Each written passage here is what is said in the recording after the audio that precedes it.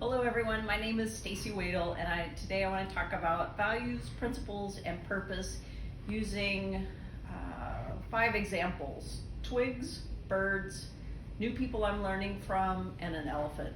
I hope that was 5. So this is me and my relationship with others. These are grounded in the traditional upbringing that's centered around church and the community. It was a little light on the hell and damnation and pretty heavy on the making the world a better place for the people around us. And that comes through service to others and sharing my gifts. My parents volunteered at the local food and clothing mission that served our community where I grew up. It was a ministry for our side of the town that included the Methodist, the Catholic, and the Baptist church all working together to try to make the lives better of our friends and our neighbors. I witnessed firsthand putting faith into action. For me, my gift was singing. As a child and all the way through my undergrad, I sang. I sang in the church choir and I sang in the school choir. And I used my gift of my singing voice to sing Christmas carols to shut-ins in nursing homes or to the homebound members of my church. And these were my gifts. And this is also something that I shared with my youngest child as he carries on the tradition of singing. The next thing that defines my principles is twigs and the idea of stronger together. This was an object lesson that I showed to my first graders during our Bible time when I taught in a Christian school. 1 twig can be easily snapped. 10 twigs together cannot be snapped. We are stronger together.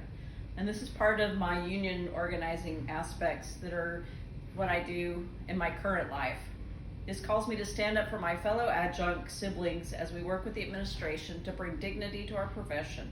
Again, stronger together. When we fight, we win. Another idea is birds. A flock of birds, as they fly, take turns leading the group. We can't do this all alone. It's hard work to lead the flock and fight the wind. Sometimes we have to be ready to step up and take the lead. And that's what I think this degree is giving me, the tools to be a better leader and to take that role, and the confidence and the voice to lead. Another idea that I think about recently is fire. This time in our history and in our politics is fire. The pandemic, the economic collapse, the inequities that have been brought into the light, the systematic racism, all these things are fire. Fire can be destructive or it can be transformative. Will it destroy me and destroy others around me, or is it going to transmute? How will I emerge from the ashes? And what will that rebirth look like? How are we going to allow this time to change us? It is not beyond our control how we respond to this time in our lives and the world and the life of our world.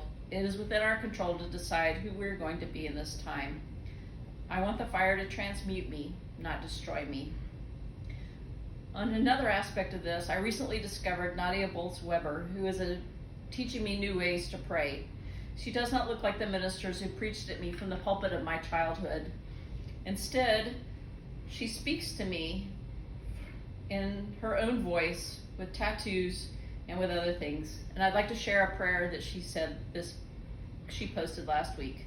God of many names, we don't know how to feel less tired. We don't know how to vanquish our fears. And we don't know how to stop being angry at stupid people on Twitter.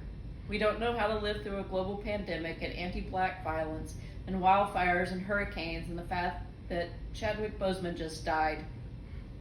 We don't know how to sustain the effort it takes to not completely freak out, and the effort it takes to keep from freaking out is one of the things that is making us so tired. So we need some reminders right now, Lord. Remind us that for every tragedy that's newsworthy, there are a million kindnesses and countless acts of love that go unreported. But more than anything, remind us of our own souls. Remind us that there is an essential, holy, unhurtable part of ourselves that never tires and that does not fear and that is unaffected by other people. If taking a few deep breaths reminds us of our truest center, then nudge us to breathe. If laughing makes us feel better, then hopefully our friends will send us funny texts. And if eating a damn vegetable now and then reminds us of our bodies need us, then give us the will to make a salad. Amen. Finally, the elephant. How do we eat an elephant? 1 bite at a time. How will I start or continue this 1,000-mile journey? By taking the first step or by taking the next step. I think about this a lot. How will I change my world and the chaos that is occurring so that it more closely matches what I want to see? Faith or hope over fear, science over fiction, truth over lies, unity over division, and love is love is love. I know these things sound like bumper sticker philosophies. I think they are pithy, but they are true. I know if I keep walking this path and every day strive to make the day count, I can transform my slice of this world to be better, more just, more loving, and this is my plan. Thanks for listening.